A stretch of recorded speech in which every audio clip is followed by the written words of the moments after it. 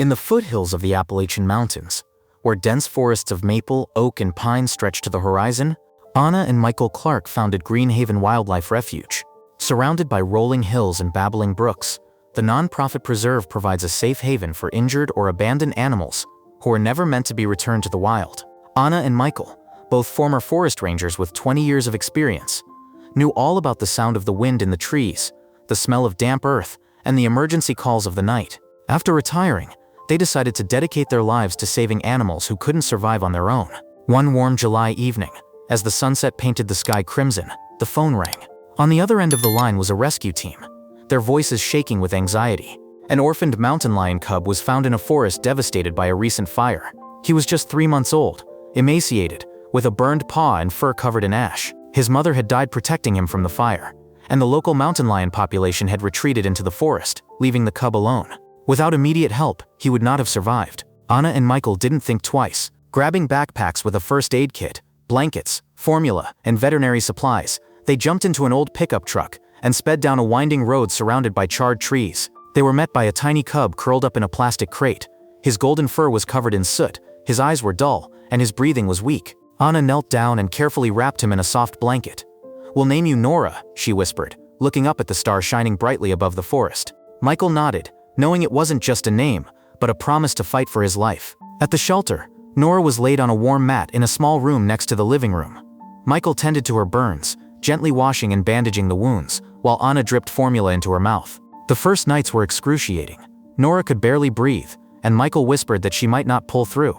But Anna, without taking her eyes off the cub, answered firmly, "She needs to know that she's being fought for." They took turns keeping watch, placing heating pads on her, checking every breath. On the fourth morning, when the first rays of sun broke through the wooden shutters, Nora stirred. She licked Anna's finger, weakly but insistently. It was a small sign, but it lit a spark of hope. As the days turned into weeks, Nora began to come to life. Her burns were healing, new fur was covering the scars, and her thin body was gaining strength. Her golden eyes were shining brighter and brighter. But what struck the Clarks most was her behavior.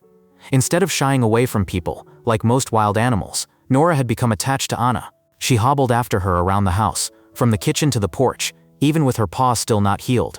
Michael joked that they no longer had a puma, but a giant cat with sharp claws and long whiskers. They put her a spacious bed by the fireplace, where Nora slept, curled up, her breath merging with the crackling of the wood. But soon she chose a new place, the old leather sofa in the living room, where Anna liked to sit. As soon as Anna stood up, Nora would jump on the sofa, stretch out to her full length and close her eyes, as if to say, "This is my place." Nora grew quickly. Within a year she weighed 100 pounds. Her steps became firmer, her jumps marred. By the age of 2, she had reached 140 pounds. Her muscles rolled under her shiny golden fur, and her claws could tear fabric with a single movement. But at heart, Nora was the same attached little girl. She loved television, especially programs about wild cats. When a puma appeared on the screen, she sat up straight, her ears pricked up, and a low growl escaped from her chest, as if she were trying to talk to her fellow pumas. Anna, watching this, whispered, "Maybe she recognizes them." Michael sighed, but her kind are only on the screen now. Evenings at Greenhaven became a ritual. After dinner, Michael would turn on the TV, and Nora would climb onto the sofa, occupying a corner. When Anna brought a bowl of apple slices, Nora would carefully take them from her hands, chew them, and lay her head on her lap, purring like a huge cat. Once Michael tried to change the channel, and Nora growled in displeasure, staring at him. Okay, you choose," he laughed, returning the program. Word of the pet-like cougar spread among local conservationists. The Clarks' former colleagues came to see it for themselves, and were amazed to see the 140-pound cougar lounging on the couch, or walking around familiar volunteers, greeting them like old friends. Experts confirmed, Nora had experienced imprinting. Having lost her mother too early and been raised by humans, she saw Anna and Michael as her family. Releasing her into the wild would have been a death sentence. She couldn't hunt and wasn't afraid of people. To keep her safe, the Clarks built a spacious enclosure near the house, connected to the living room by a door. It had grass, logs to climb, and a small pool where Nora liked to splash. But she always returned to her couch. The volunteers, initially afraid of her, soon got used to her friendly nature. Nora became the star of the shelter, but her unusual life raised questions. Could a mountain lion living as a pet be safe for everyone? One morning, a black SUV pulled up to the shelter on a dirt road. Inspector Elizabeth Thorne, a stern woman with neatly pulled up hair and a clipboard in her hand, arrived to inspect. Her cold gaze slid over the enclosure, the paperwork, the food records. When they entered the house, Nora, seeing Anna, immediately jumped up from the couch, walked over to her, and gently nuzzled her hand with her head. Thorne frowned. "This is not how a wild animal should behave," she said, making notes. Anna explained that Nora was a special case, confirmed by experts, but Thorne only tightened her grip on the clipboard. The most tense moment came when the young volunteer walked in with paperwork. Nora jumped up, gracefully bounded toward him, and walked around his legs, brushing them lightly with her side before returning to the couch. Thorne froze, her hand instinctively twitching toward her clipboard, as if expecting an attack. The volunteer laughed.